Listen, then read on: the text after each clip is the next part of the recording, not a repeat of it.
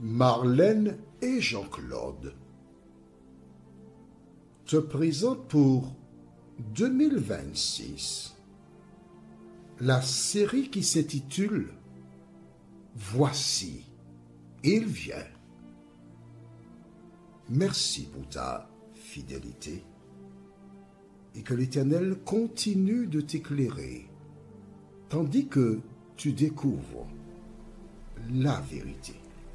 Merci d'être là encore afin qu'ensemble nous puissions continuer à lire, étudier les Saintes Écritures. Aujourd'hui, notre thème est le jugement de Dieu. Une seule référence, Somme 119, les versets 81 à 90.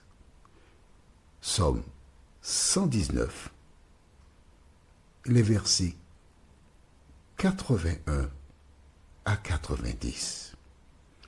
Beaucoup de personnes à tort déclarent que Dieu est bon. Dieu est très bon. Et tout ce qu'il y a à faire, c'est dire « Seigneur, je t'aime » et ils sont sauvés. Mais ça, c'est une erreur. Une grosse erreur, un piège de l'ennemi. Avant d'aborder notre thème de ce jour, à savoir le jugement de Dieu, prions. Merci notre Seigneur et notre Dieu pour la vie. Cet esprit, merci de continuer de nous éclairer. Cet esprit, c'est toi notre instructeur. Alors permets que nous puissions bien saisir la parole, nous t'en prions, au nom de Jésus et pour ta gloire éternelle. Amen. Le jugement de Dieu. Chaque jour, des hommes sont jugés. Mais oui, chaque jour, des personnes meurent. C'est la fin de leur cycle. C'est terminé. Jusqu'au retour de Jésus, ces personnes dorment dans la poussière et devront rendre compte de leur vie à l'avènement du Sauveur. Vois-tu, il existe des personnes qui ne se rendent pas compte qu'elles sont en train de se suicider littéralement parce qu'elles prennent la place de Dieu.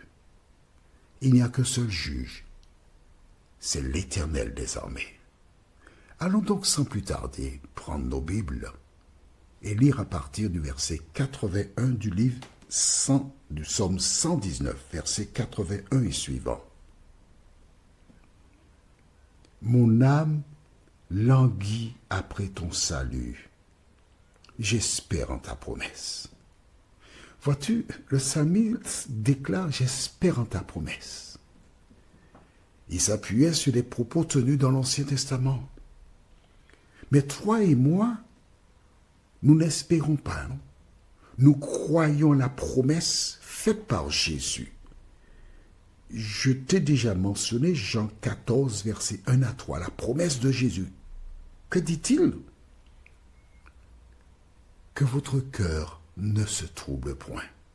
C'est ainsi qu'il commence.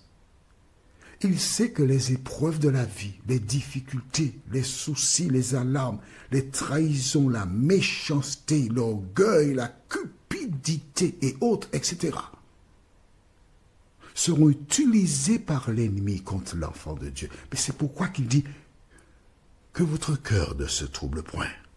C'est une promesse de Jésus. À travers les épreuves, on te voit sourire, rire, joyeux. Pourquoi? Parce que tu as cru en la promesse de Jésus qui a dit que votre cœur ne se trouble point. Croyez en Dieu et croyez en moi. Il y a plusieurs demeures dans la maison de mon Père. Si cela ne l'était pas, je vous l'aurais dit. Je vais vous préparer une place. Et lorsque je m'en serai allé, et que je vous aurai préparé cette place, je reviendrai, et je vous prendrai avec moi, afin que là où je suis, vous y soyez aussi. C'est la promesse de Jésus. Je crois en cette promesse. Je crois qu'il viendra m'extirper de ce monde afin de m'introduire dans un autre où la justice habitera. Et par la foi, j'y suis déjà. C'est pourquoi je ne suis pas troublé. C'est pourquoi je suis dans la joie. C'est pourquoi je me débarrasse de tout ce qui pourrait être un frein pour moi. Mais revenons à notre texte du jour. Psaume 119, verset 81. Mon âme languit après ton salut. J'espère en ta promesse. Mes yeux languissent après ta promesse. Tu vois, deux versets qui se suivent et l'auteur rappelle la promesse de l'Éternel. Je dis, quand me consoleras-tu? Quand reviendras-tu, Seigneur, en un mot, pour m'introduire dans ce monde nouveau? J'en ai besoin. Car je suis comme une outre dans la fumée. Je n'oublie point tes statuts. Quel est le nombre des jours de ton serviteur? Quand feras-tu justice de ceux qui me persécutent? Amen. Quand me feras-tu justice? Cela fait donc un moment qu'il est persécuté. Un moment que des individus cherchent à le détruire, le nuire. Mais il garde la foi. Il pose juste une question à l'Éternel. Quand feras-tu justice de ceux qui me persécutent? Des gens se cherchent des poux dans la tête. Des gens cherchent à te nuire. Garde la foi. Prie pour ces personnes. Demande à Dieu de les bénir, de les garder, de changer leur cœur, d'ouvrir les yeux afin qu'ils voient qu'ils sont sur une mauvaise voie. C'est tout ce que tu dois faire. Et l'Éternel se chargera du reste. Nous continuons maintenant au verset 85. Des orgueilleux creusent des fosses devant moi. Ils n'agissent point selon ta loi. Des orgueilleux, des méchants. Vois-tu, l'enfant de Dieu mène une vie de péril. C'est pas une balade des amoureux, mais vraiment un parcours semé d'embûches. Mais il doit chaque jour resplendir pour Jésus-Christ. Chaque jour se remémorer qu'il est un ambassadeur de Jésus. Chaque jour, il doit montrer aux uns et aux autres que Jésus vit dans son cœur. C'est pourquoi il doit avoir les sentiments qui étaient en Jésus-Christ. Verset 86. Tous tes commandements ne sont que fidélité. Ils me persécutent sans cause. Secours-moi. Vois-tu, le psalmiste, il cherche en Dieu le secours. Il sait que le secours ne se trouve qu'en Jésus de Nazareth. Lorsque Pierre, manquant de foi, coulait, il a crié à Jésus qui a tendu la main pour prendre la sienne et le sortir de l'océan. De même, toi qui m'écoutes aujourd'hui, tu te trouves sur une mer démontée, la vie actuelle. Des déceptions, des souffrances, la maladie, la trahison, qu'importe, ta consolation se trouve en Jésus de Nazareth. Verset 87. Ils ont failli me terrasser et m'anéantir. Tu te rends compte? Ils étaient sur le point de m'anéantir, de me terrasser, de me détruire. Et moi, je n'abandonne point tes ordonnances. Je reste fidèle à ta parole. Verset 88. Rends-moi la vie selon ta bonté, afin que j'observe les préceptes de ta bouche. En fait, le psalmiste est en train de dire, aussi longtemps que tu es en contact avec Dieu, tu as la vie. Aussi longtemps que tu es en contact avec Dieu, tu as l'assurance de sa présence. Même si tu rencontres des difficultés, crois en Jésus. C'est lui qui te guide, c'est lui qui te dirige. Verset 89. À toujours, ô Éternel, ta parole subsiste dans les cieux. Il faut qu'elle subsiste aussi dans ton cœur. Et pour qu'elle soit là, il faut la lire jour après jour. Et c'est ainsi que tu grandis. Verset 90.